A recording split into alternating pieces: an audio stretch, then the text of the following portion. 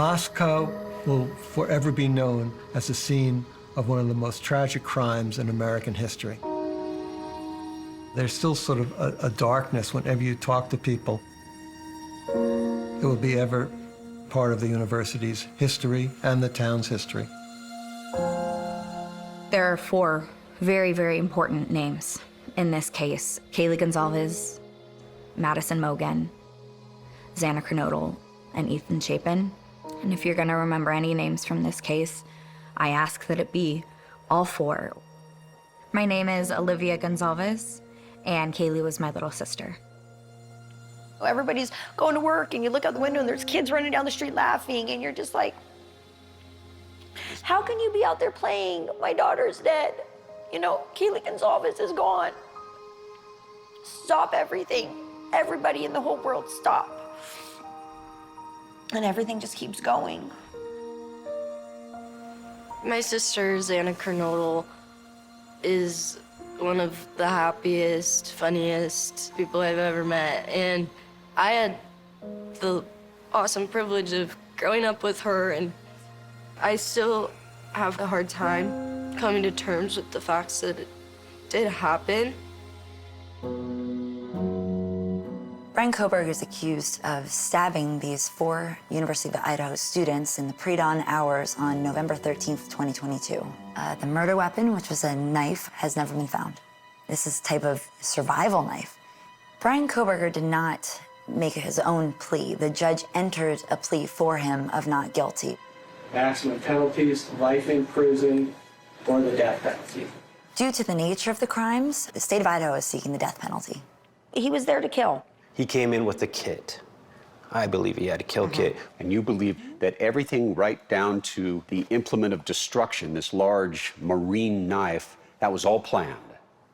All planned. It was inhumane. You wouldn't do these type of things to any living creature, let alone an innocent human being. The star piece of evidence in the prosecution's case is the DNA that was found on the knife sheath that was left at the crime scene. That there's so much other evidence that's also pointing towards nobody else that we're aware of. How was Bryan Kohberger's car spotted leaving the scene? Why was his cell phone seen there 12 times, including the morning after the offense?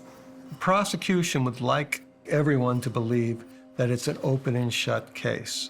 But I think the facts they have make the case more open than open and shut. According to the defense, there is no connection whatsoever between Bryan Kohberger and the victims. And if there is no connection, then there is no motive. And if there is no motive, then it becomes very hard to make the case that he is the killer. And this is a graduate student, not a trained assassin. It's more so about putting these pieces together, because I know what the puzzle looks like at the end. I have the box in front of me, but I'm missing so many pieces. How did all of these pieces fall to create what I'm living in right now? Where did this come from?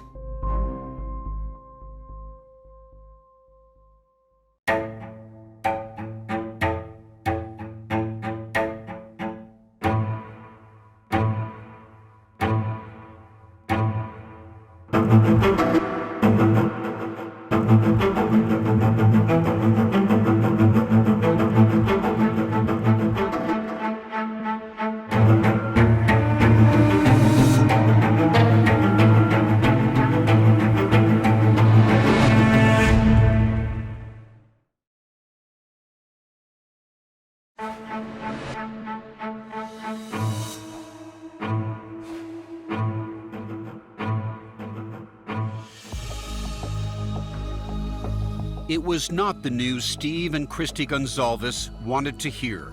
In August of 2023, just 6 weeks before the murder trial of Bryan Kohberger was set to begin, he waived his right to a speedy trial. Sure you want to begin? Absolutely. They would have to wait indefinitely for their day in court. I was really hoping that we could get this show on the road, because the not knowing, it's agony. It's agony. Steve and Christy, the parents of Kaylee, haven't left anything to chance.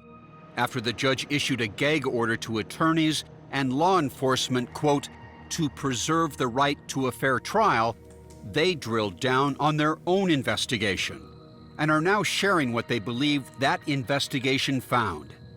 Steve says he believes transparency is the best path to justice. We're not gonna just sit back and cross our fingers and pray that we're gonna get justice.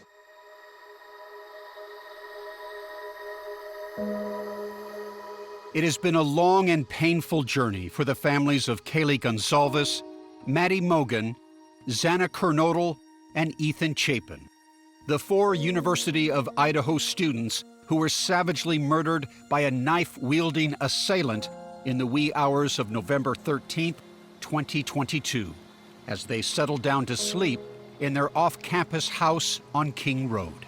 Do you ever dream of your sister? Yeah, I've had some dreams of her. There's times where I prayed and asked God to see her another time, and I did, and it just gives me some peace knowing that I know she's okay. Jasmine Kernodle, who is speaking for the first time, was a senior at Washington State University and lived only 15 minutes away from her younger sister, Xana. Often mistaken as twins growing up, she says they were best friends. She just was always fun. She was uplifting, and she took any bad situation and turned it into a good one. Jeff, what did you love most about your daughter? Everything. She cared about people. She was a people person. She cared about her friends just as much as like her family. For the first time in her life, Xana had fallen in love with fellow student Ethan Chapin, a triplet who loved his siblings, boats, and working on a tulip farm. The sweetest kid ever.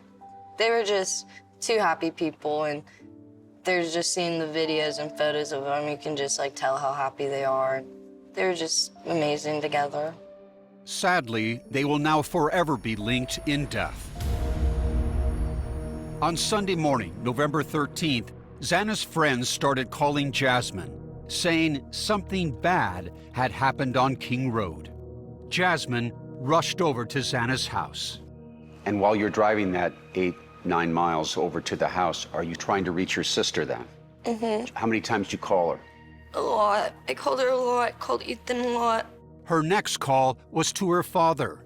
Jeffrey had been visiting Jasmine for Dad's weekend and was on his way home. So you answer the phone, what do you hear? I hear her kind of crying and just telling me to get back to Moscow and meet me at Xana's house.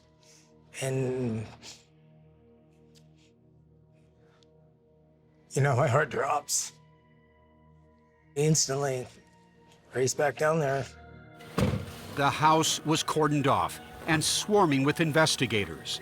As soon as Jeffrey said he was Xana's father, he and Jasmine were escorted to the Moscow Police Department.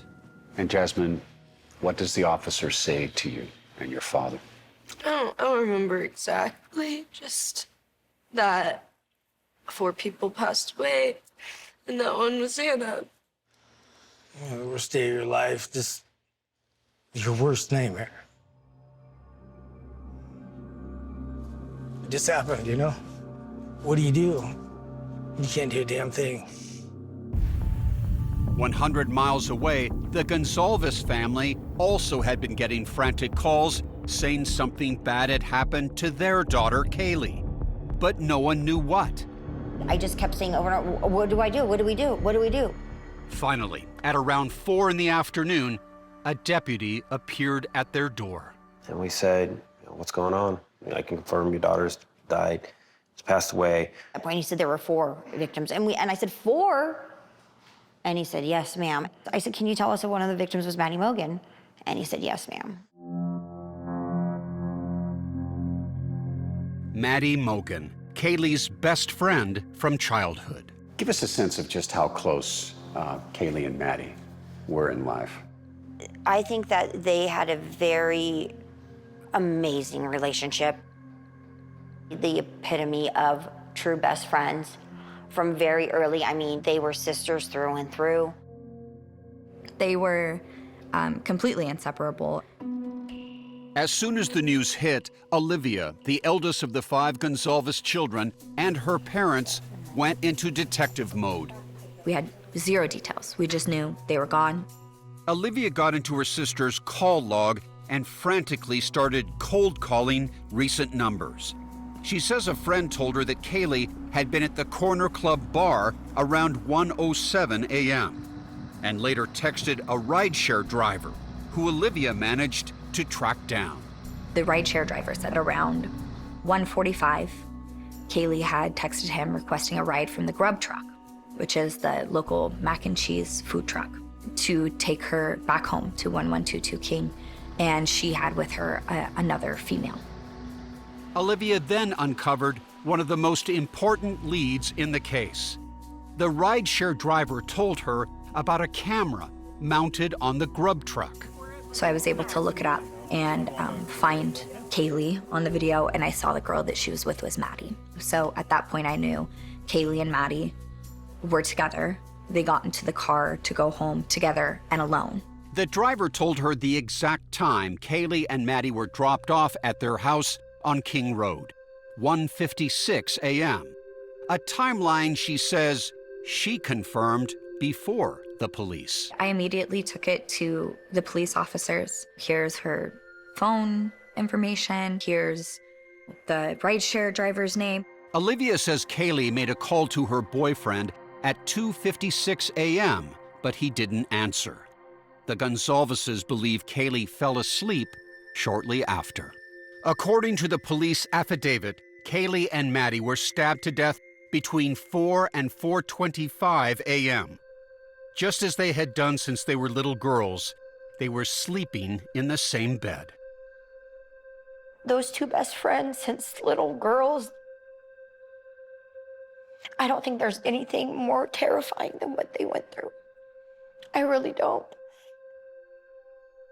The killer took 4 lives in a matter of minutes, but he left behind 2 surviving roommates, one of whom would provide a key description of the intruder. He was dressed in black, but muscular build and very bushy eyebrows.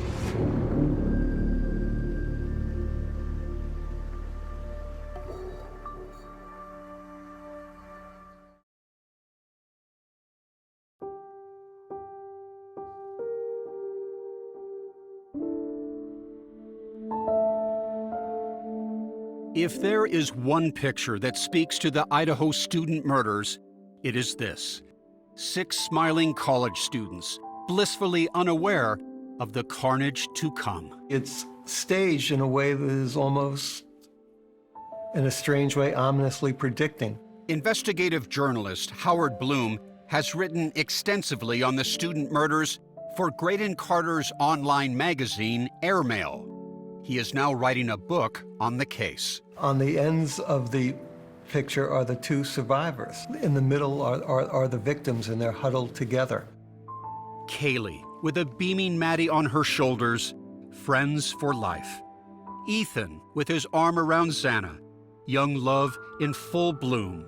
A moment that should have been a memory of their idyllic college years would eternally be a reminder of the gruesome murders that put them in their graves. What makes it so tragic is they're forever preserved in this moment. They'll never be able to leave this moment. Hours after this photo was taken, the 4 friends would be murdered.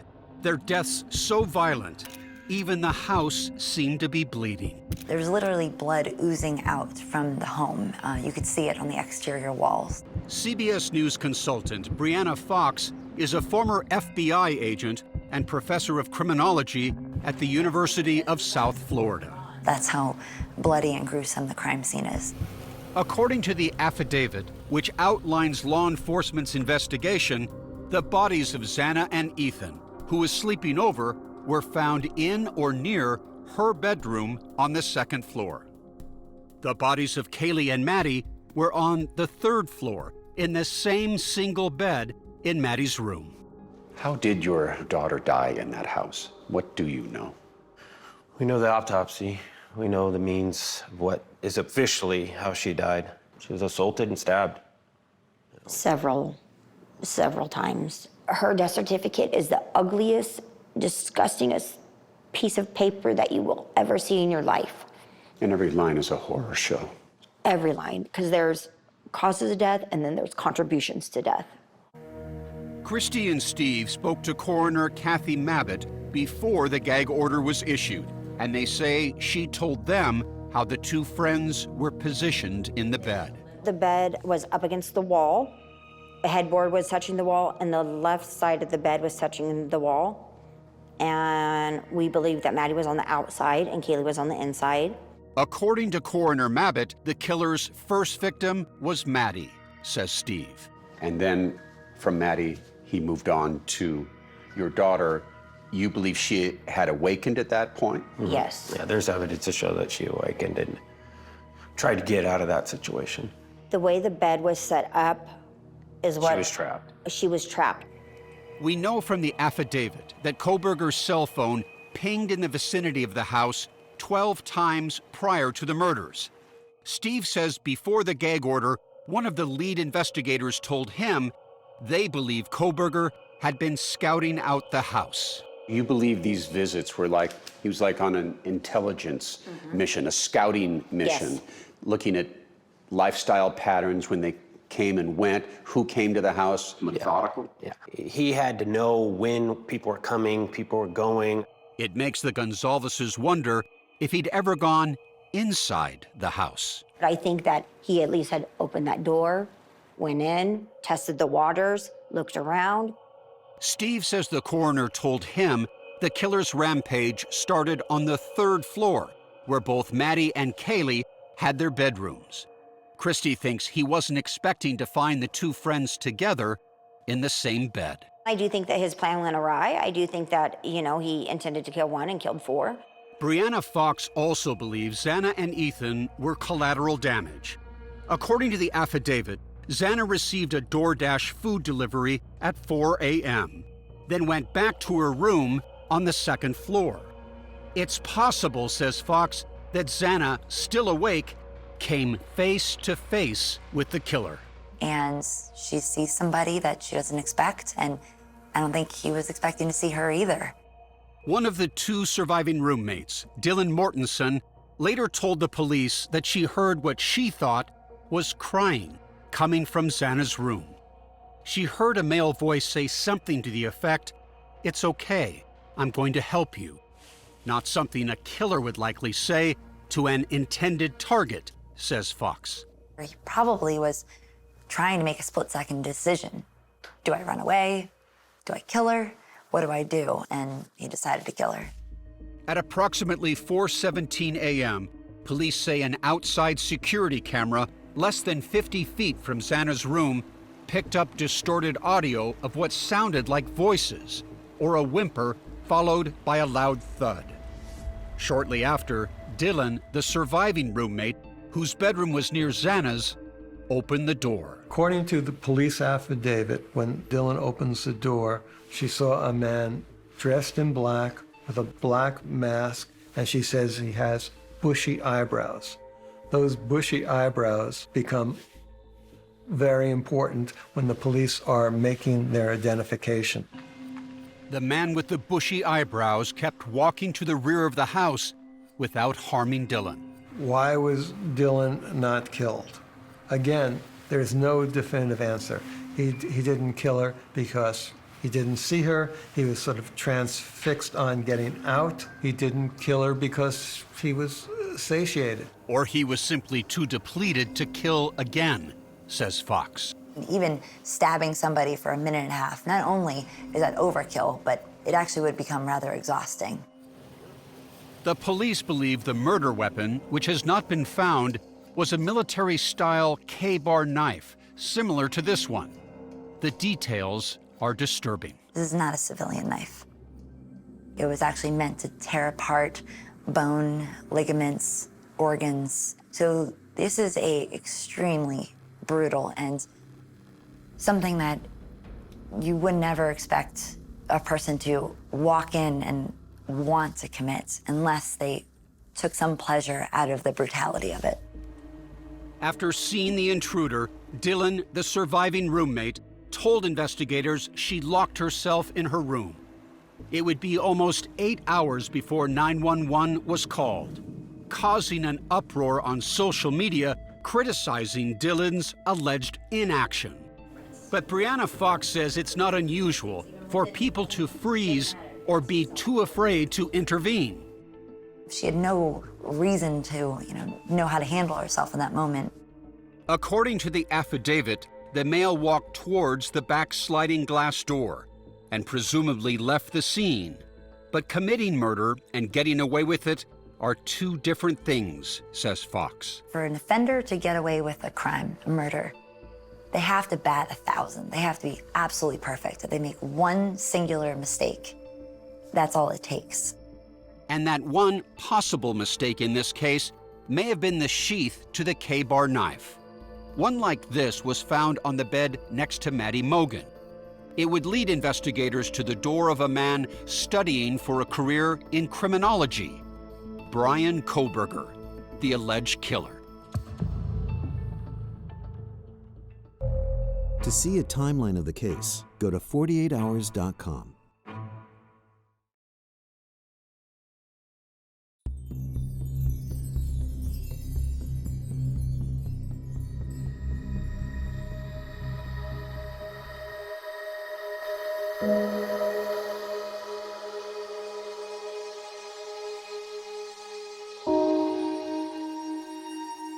Day after day and week after week pass, and there is no suspect that is arrested. What was that time like for you?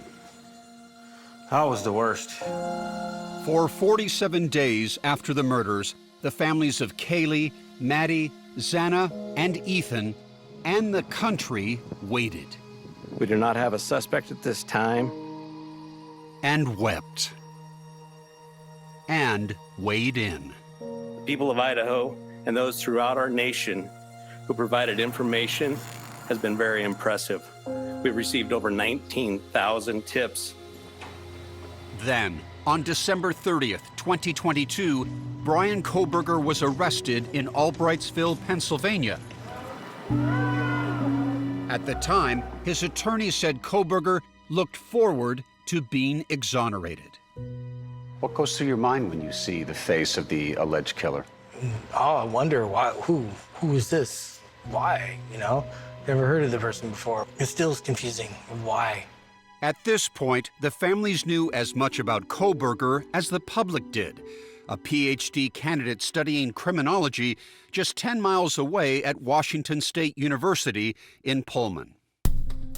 I remember thinking, I only have a few minutes to look up this individual and to try to get any credible information before things start getting wonky.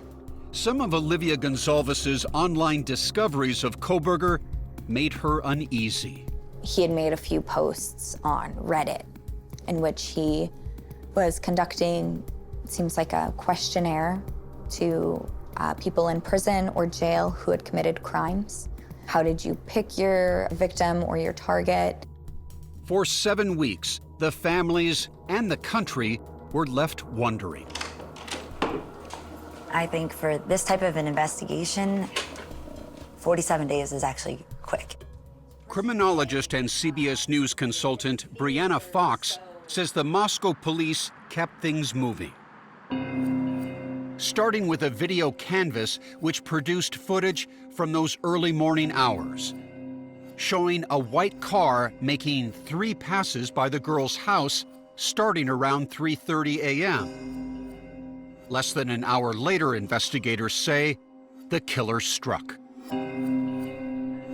They noticed that this car approached King Road, left, came back, almost did a U-turn, finally went there around 4:06 in the morning, and that car then departed in about 25 minutes and sped off. Multiple surveillance cameras then captured that white car as it traveled what appeared to be a less direct route back to Pullman, Washington, arriving around 5:30 a.m. That information helped investigators identify the make and model of the vehicle. And we're looking for a 2011 to a 2013 Hyundai Elantra. Washington State Police find the car parked outside graduate housing. They get the license plate and they get Bryan Kohberger's name. They then get the driver's license and they see the bushy eyebrows that in the eyes of one of the Moscow detectives must be the eyebrows of the killer. Now armed with a warrant, investigators retrieved cell tower data from that morning, which captured Kohberger's phone around 2:47 a.m. in Pullman when it suddenly stopped connecting to the network.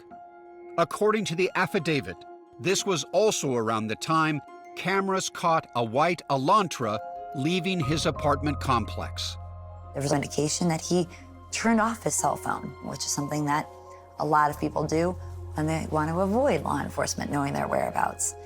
His cell phone signal was picked up again 2 hours later south of Moscow as it traveled back toward his apartment building. The affidavit described a deeper dive into Kohberger's phone history that revealed this was a familiar neighborhood to him, going back several months. Cell phone records indicated that he has traveled past and was very near the vicinity of this crime scene on 12 separate occasions. And towers actually captured a 13th trip, just hours after the murders. Anecdotally, a lot of killers, they like revisiting the memory of the crime. I won. I was able to get away with this, and you guys won't catch me. But they had one secret weapon to make their case. They had the knife sheath, and there was a microscopic spot of DNA on this. Could they tie this DNA to Kohberger? According to the affidavit, the DNA was found on the button snap of the sheath. But when investigators ran it through the national database, there were no matches. It's unclear if Bryan Kohberger knew law enforcement was watching when he left Washington in mid-December. Kohberger and his father, who had flown in from Pennsylvania, drove back home together in his white Elantra. Kohberger, from what I've heard, tells the father that he's in trouble with his job. He's concerned enough about his son to want to make the drive back with him. On the 2,500-mile journey from Washington, they are stopped twice for traffic violations. Hello? What's also interesting is Kohberger's reaction to the police. Is this your car? Okay. He's pretty calm and cool. Father and son made it home to Albrightsville, Pennsylvania, where Bloom says investigators initiated a stealth operation. What they did is they sent a team of Pennsylvania state troopers to Kohberger's family's house. Law enforcement recovered Kohberger's father's DNA from the trash outside their home, which tested as a high probability it was the biological father of whoever left DNA on the knife sheath.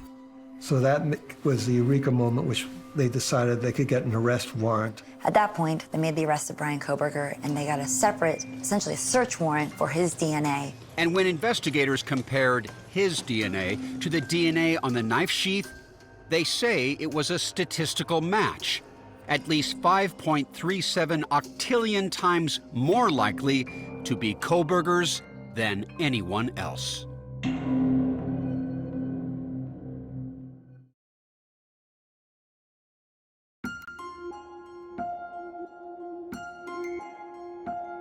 Where you sit today, are you certain that Bryan Kohberger is the killer?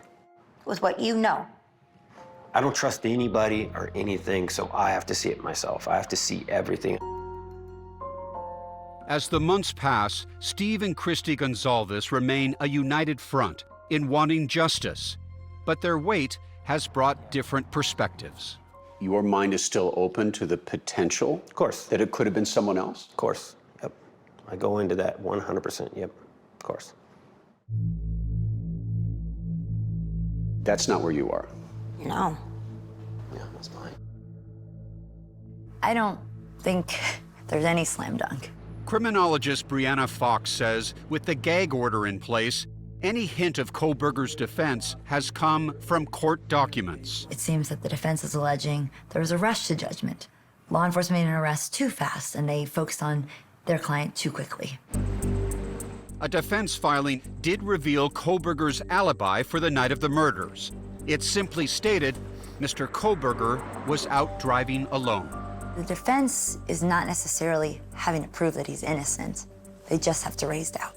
Both Fox and Howard Bloom think the defense can find ways to poke holes in the prosecution's case, challenging some of the key evidence presented in the affidavit, including the cell phone location data and the white Elantra. There's other concerns, such as whether Bryan Kohberger's car was accurately identified at the onset, or if that was revised after knowing what Bryan Kohberger drove. The cell phone data makes one suspicious of Kohberger, but it's not convincing. It's not putting someone at someone's doorstep, it's putting someone in someone's neighborhood. If you can raise doubts about the validity and the accuracy of the cell phone data, I think you're halfway there to getting the case against Kohberger, either a hung jury or a not guilty verdict. And there's more, according to the defense. That there was no DNA or forensic evidence found from the crime scene at the apartment, car, office, or on Bryan Kohberger's person. So they were basically alleging, how could he have committed such a brutal murder and yet have no evidence found on him of that? After consulting their own investigators, Christy and Steve theorize that Kohberger likely brought what they call a kill kit with him. What do you mean by a kill kit? I think he had a backpack. A change of clothes. We don't know if it was coveralls, pants, hoodie. We don't know. A defense filing also claimed the presence of other unidentified male DNA was found on the premises. 3 separate and distinct male DNA profiles were found from the crime scene. 2 were inside the house. 1 was outside on a glove. The defense wants to know who are these people and what role could they have played in this whole story. So what the defense is doing now is trying to look for other narratives that make sense.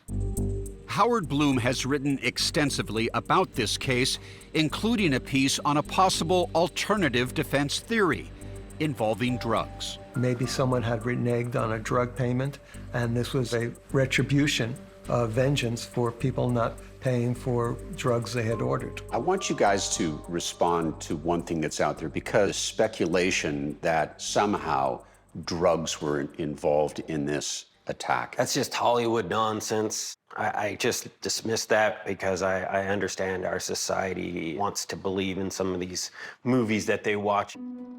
They don't have these crazy lives where they're crossing paths with people like that. That storyline of it being drugs gives people a reason to think why it happened, because nobody knows why. And the reason I think it happened is because he wanted to. That's what he wanted to do. He wanted to commit a murder. Bryan Kohberger's defense attorneys argue there's a lack of evidence linking their client to the students. The defense is claiming that the defendant, Bryan Kohberger, and the victims have absolutely no connection. There's no motive. In the minutes after Bryan Kohberger was publicly named, the Goncalves family went online. They just told us the name, and we immediately started Googling. They believed they had found a possible connection through Instagram and immediately took these screenshots. From our investigation of the account, it appeared to be the real Bryan Kohberger account. Among the people this account was following were Maddie Mogen and Kaylee Goncalves, in addition to several people with the name Kohberger. But when we looked through those, it appeared to have other family members that were related to him. At first, Steve, who works in IT, was skeptical, thinking someone created a fake account immediately following Kohberger's arrest. But according to the family, they uncovered more possible connections. You would go to Maddie's Instagram account and look at her pictures, and he liked them. Bryan's name was under a lot of Maddie's pictures, like that picture, and that picture, and that picture, and that picture. So he was actively looking at the Instagram accounts. And the importance of that is what? just digital evidence that this particular account had some type of connection with the victims. 48 Hours has not confirmed the authenticity of this account, which has since been deleted, and the gag order prevents investigators from commenting. After dedicating months looking for their own answers, the Goncalveses say they are mentally prepared for trial, no matter when it begins. I think he's done. He's gonna feel all of us just staring at the back of his head. And he's gonna know that we are the Goncalves family, and he knows what he did to our daughter.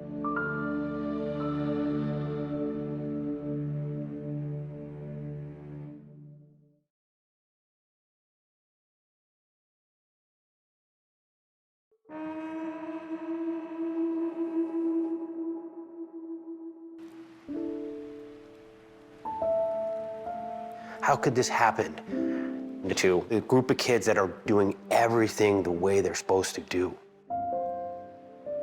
To not known is what keeps you awake at night. And it's every day, all day. It never stops.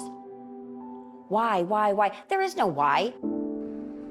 It is as unexplainable today as it was the day Kaylee Goncalves, Maddie Mogen, Xana Kernodle, and Ethan Chapin were murdered. I wish we knew. They were, all four of them were just such great people and made such an impact on the lives around them. For now, the families are left with thoughts of what might have been. Kaylee Jade Goncalves has been recommended to receive a posthumous bachelor's degree.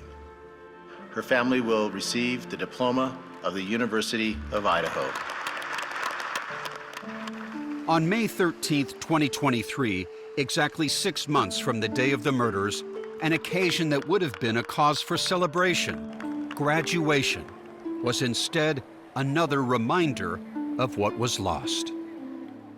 Seeing all those graduation photos, it's just, they should be here. Graduation is just one of many milestones that will be missed. She would have been my maid of honor, and I probably would have been hers, and it's like sad to have to go through those life moments without her. Jasmine Kernodle planned to work side by side with her sister Xana, creating their own marketing business. It's just not the same without her because she just brought like such a crazy different energy than anybody else I've ever met. Kaylee Goncalves' future was in sight. She had accepted a job in Austin working for an IT firm. Kaylee not only pushed herself, say her parents, but pushed them. We lost that person that would force us to make new memories and force us to go and take on something that seems a little daunting at first. Guys! For the Goncalveses, amid all the loss, there was an addition to the family when in February, Olivia gave birth to a baby girl. So her name is Theodora Maddie Kay. Obviously, Maddie Kay is after Maddie and Kaylee. And if one were to believe in signs, there were, says Olivia, several with Theodora Maddie Kay's arrival.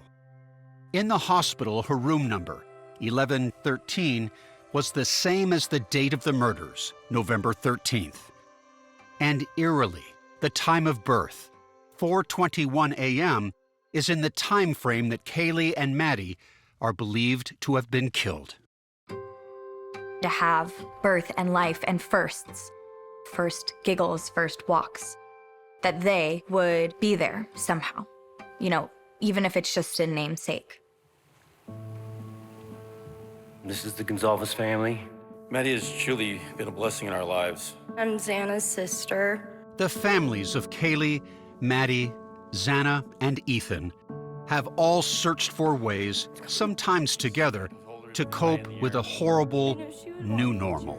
We all are always going to be there for each other, and it's just difficult. We're all going through it in our own ways. For Ethan's parents, Stacy and Jim Chapin, One way of coping involves creating a foundation, Ethan's smile. Ethan just had a great smile. I mean, he smiled all the time. Raising money for scholarships by selling tulips planted in honor of Ethan, who had worked at a tulip farm. So Ethan will live on through the foundation. That's what motivates us to do this. How do you live with this, Jeff? It's not easy. Just gotta keep going, you know? I think just like living our lives like Xana would want us to. I know that she would want us to talk about the life that she lived and to be her voice right now. She had a beautiful smile. Her and Maddie. The memories that we shared, we don't do it lightly because they are very private memories, and sometimes it feels like I'm giving away a part of them. But I do it for the importance to realize how great of a loss it is. Because nothing's gonna bring them back.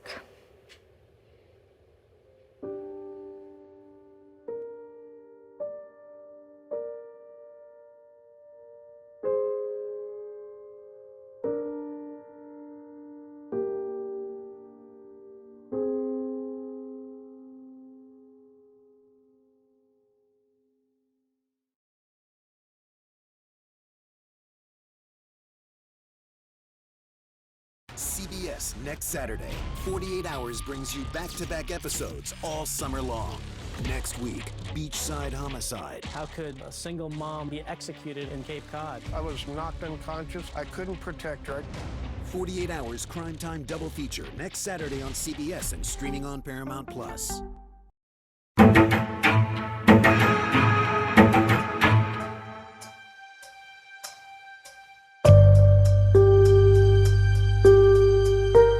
Welcome to Post-mortem, a new companion podcast to 48 Hours. So I'm your host, CBS News correspondent Anne-Marie Green, and each week we will take you behind the scenes with correspondents and producers who know these stories best. We go deeper into each episode, explaining how the reporting came together and their personal experiences with investigating these crimes.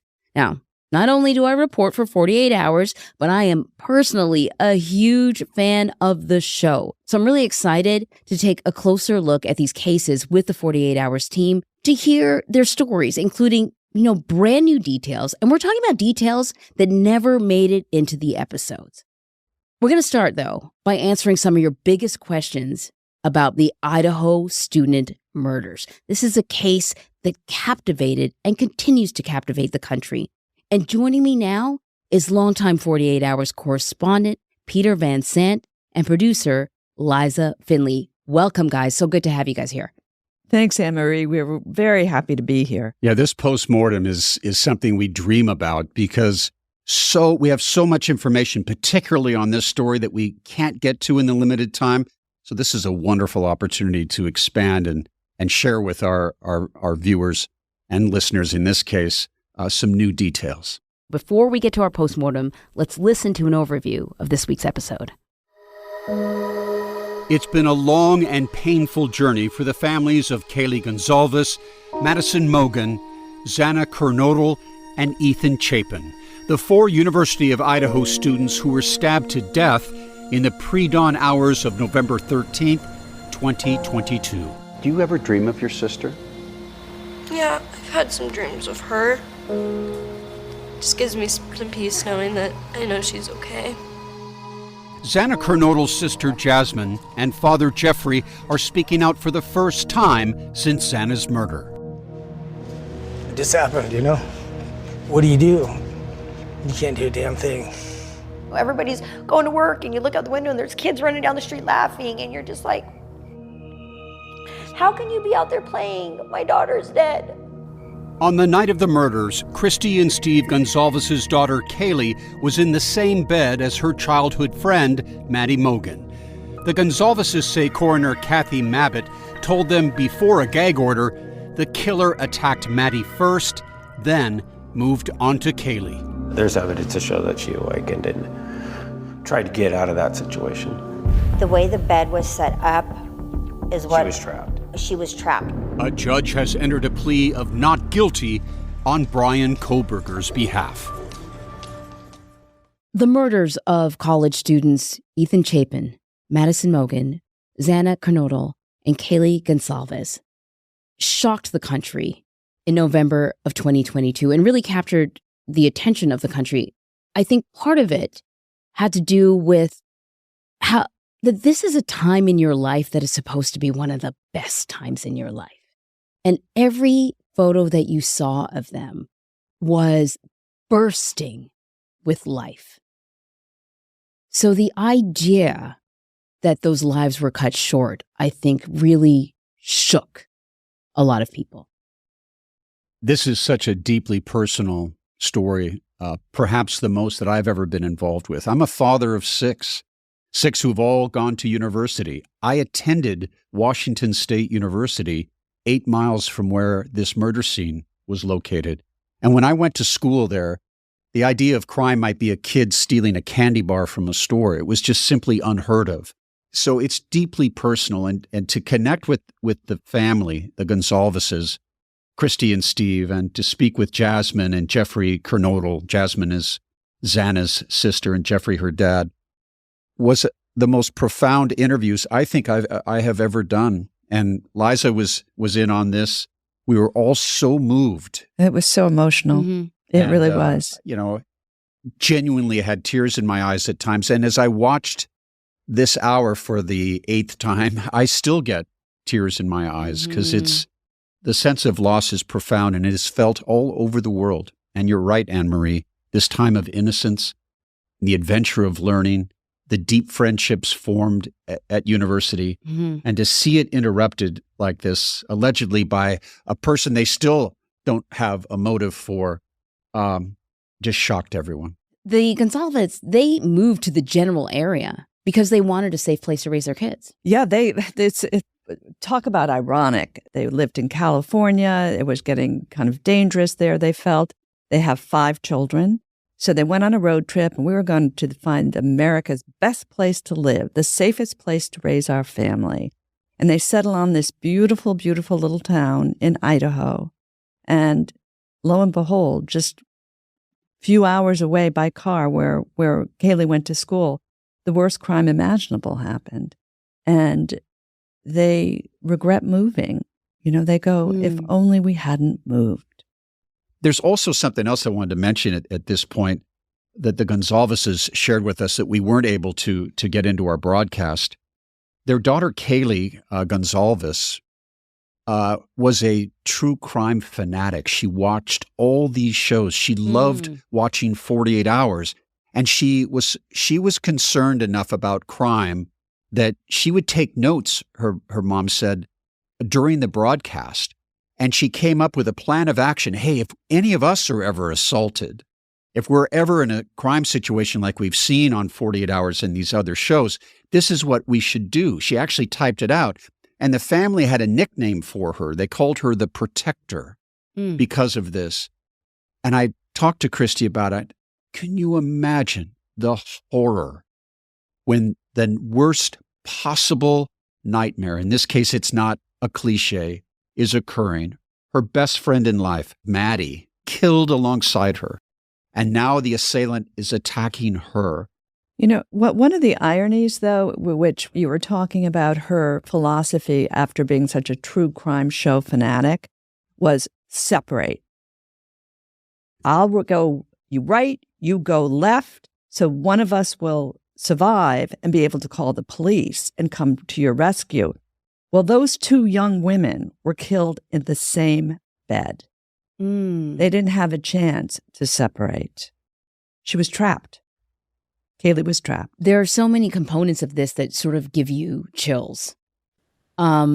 You focused on the families, which cannot be easy. I can't imagine it was easy to get them to talk. We have a great colleague out in California named Greg Fisher who had established a relationship with the family. When we did our first hour earlier in 2023, I did a Zoom interview with Steve Goncalves, And I felt as though we had really connected. You know, they said, okay, you've got 5 minutes, because he was going from reporter to reporter. And we really connected, and we talked for 25 minutes. And when that story ran, we understood that the family appreciated how respectful we were. There was no sensationalism. This is 48 Hours. This is CBS News. And that connection continued. And so Greg Fisher was talking with the family out there and said, Peter would really like to sit down and have a longer conversation with you. And because, and Liza is really strong on this, they believe that transparency and getting these words out is important for them to find justice. They agreed to the interview. Mm-hmm. There's a gag order, and that was issued by the judge, and it basically prohibits attorneys, law enforcement, officials from speaking.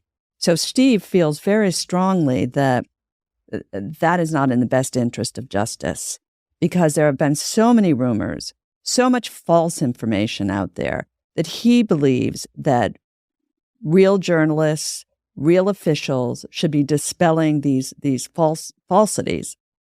So he agreed to this very long interview, 6-7 hours. Yeah, I heard Peter is legendary for his long interviews. He is famous for that in our shop. We're going to go 2 more hours on this. But it was great. They were extraordinary. And once, people, families, everyone has to remember this. Families that have gone through this kind of shocking trauma, they don't interview one another, right? Yeah. That's not the way we talk. All of us have lost someone in our families. When that's happened in my case, I don't interview my sisters about how you're feeling in things. And so sometimes when a person like myself comes into the picture, it's such a catharsis for them. There's so much they want to say.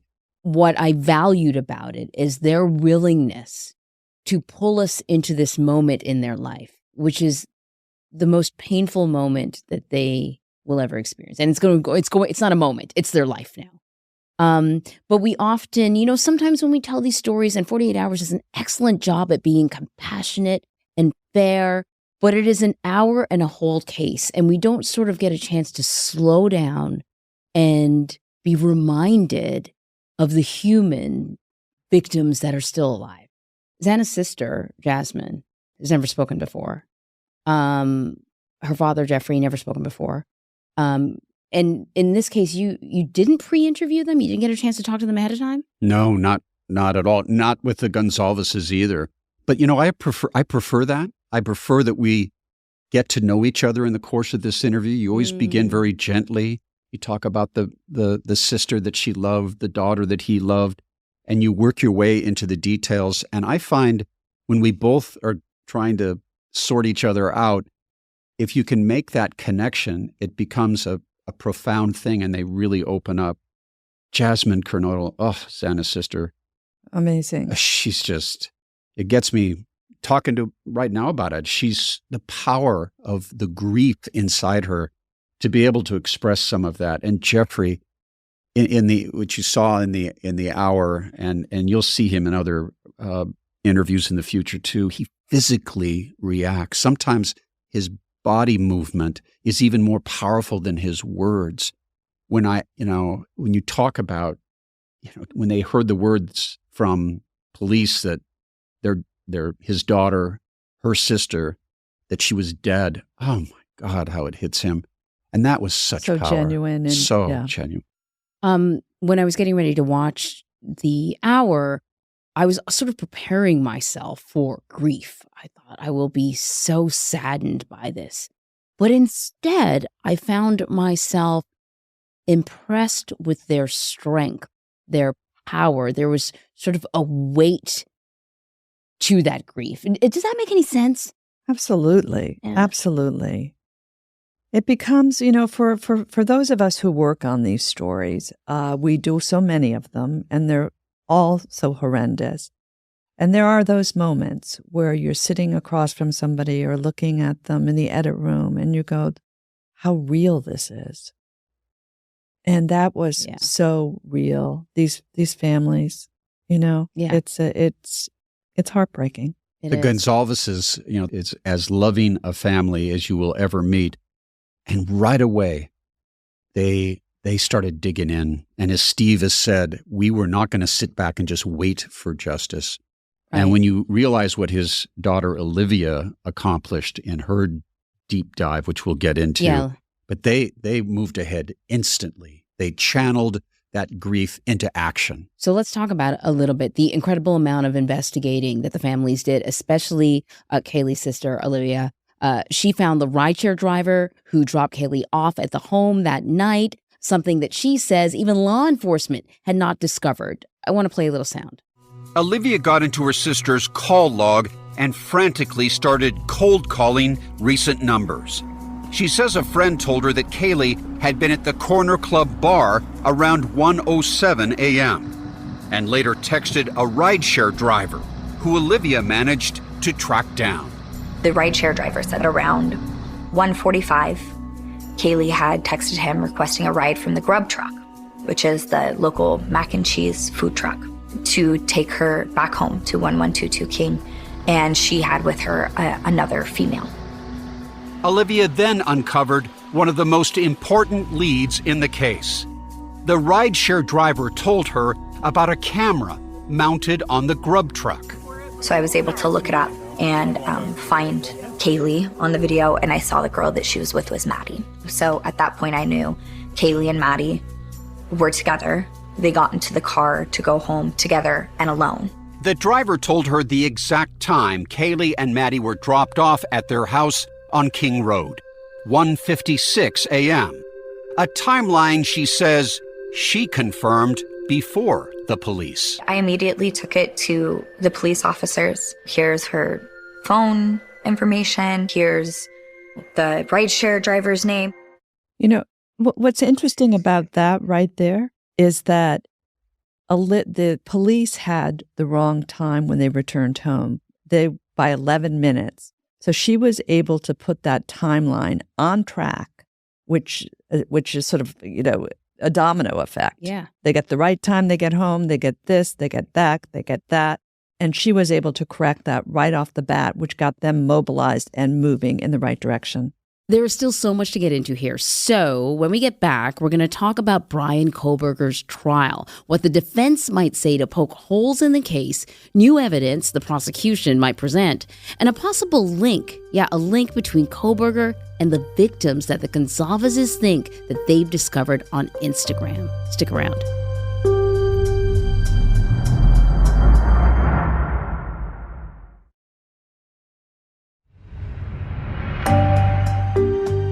All right, welcome back, everyone.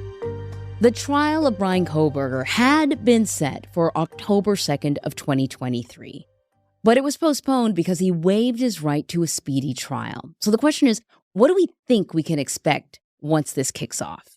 Liza.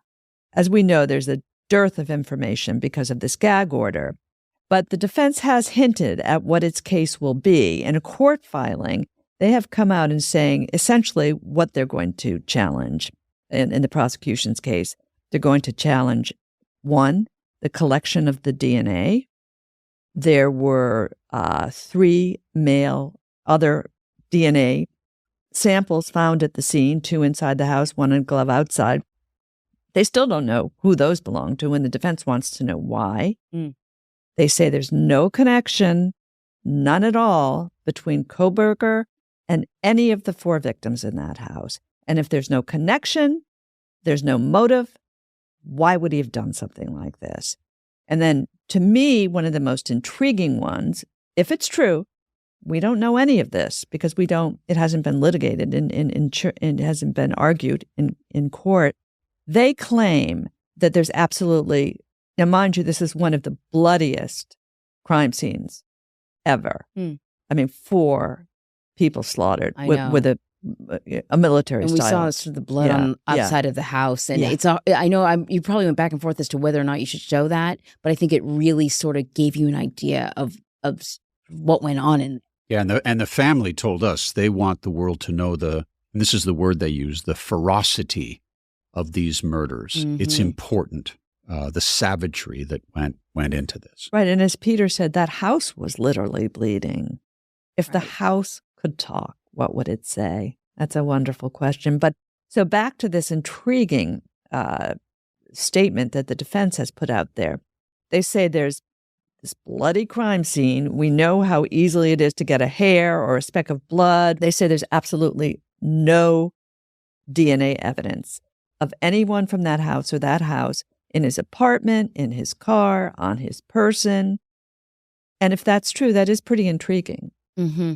So let's talk about a receipt from Walmart and a Dickies tag that was found at his apartment. Though we don't know what items were listed on the receipt, what does the Goncalves family think this discovery really means? The family has a theory. They believe that he brought what they call a kill kit, that he had a bag that had a change of clothes. That's in what they're it, calling it. What they're calling it, and they said that. And we did not have time for this in the hour, but that during the course of the search warrant that was done at Kohberger's house, they have a receipt, and that the receipt, according to the Goncalves family, is in evidence right now, and it may suggest that he bought clothing that perhaps that he wore during the course of this murder is what they're suggesting, and that clothing was not found at his apartment after when the search was done. But even so, as Liza said, because we have done so many of these stories, the notion, when you're using a knife, for instance, and there's called castaway blood, as you raise it up and then back down, the hair, skin, blood, the notion that nothing at all was found in that car, nothing at all, is really quite extraordinary. And the defense is going to be playing that up. And remember, they say about his alibi for that night, Bryan Kohberger's. Yeah. He admits he was out driving late that night. He was driving around. That's what he says. Mm-hmm. That would explain the cell phone in the vicinity, and also seeing that car on the surveillance cameras. Mm-hmm. And among the things, of course, they're going to talk about in the prosecution of this case was the 12 visits prior to the murders in that neighborhood, but also there was a 13th visit the day of the murder, once it became publicized, because this occurred, in the early morning hours. Well, later that day, prosecutors say that Kohberger's, according to the affidavit, his car was in that area again. But remember, he's studying criminology. And I'm sure their people would argue, yes, he was fascinated by this horrible crime. And as a criminologist, he drove over, as many people did, into that area to see what was going on. But then there's always the theory that the criminal returns to the scene of the crime because they want to see what's going on, and they want to sort of get the last laugh. Ha ha, I got away with this. Look at everybody running around. Look at everybody. Right. Yeah. Well, one theory that is out there that the Goncalves family has come to believe is the notion that Bryan Kohberger may have been inside that house prior to the day of the murders. And they base that on the fact that the coroner in the case told them that the assailant entered the house and the first people that were attacked were on the 3rd floor of the house. There were others on the 2nd floor. And that suggested to the Goncalves that the killer knew to go to the 3rd floor. How would he know that if he hadn't been in the house before? So this is the family's filling in the blanks, though. This is got some information. They're trying to explain it. Right. That is what we have not had any investigator tell us this. Of course, there's this gag order, and we have not been able to verify that with any investigator because of the gag order. But the Goncalves' mom and dad, Christy and Steve, believe that he may have been in that house prior to the murders. When you really think about this whole thing, how does this person in this house that has 3 floors know where to go and how to do it and kill so rapidly? As one of our people said, he's a student. He's not an assassin. Right. But it seemed like he was so efficient, which is, I think, one of the reasons why the Goncalveses believe he had to know where he was going when he got in there. Mm-hmm. He had to know who he was after and what he planned to do. Mm-hmm. Now, Christy Goncalves says she thinks he went in to kill 1, but he killed 4. So that he was caught off guard by the fact that there were 2 people in the first bedroom. Exactly. And there was also the bit about Kaylee's dog, right? Kaylee slept with that dog every night. And that was just that was their routine. And when officials got to the house, discovered that horrible scene, the dog was in a separate bedroom by itself. And so that just raised questions with the Goncalveses that, did he know there was a dog? Had he seen a dog in a visit?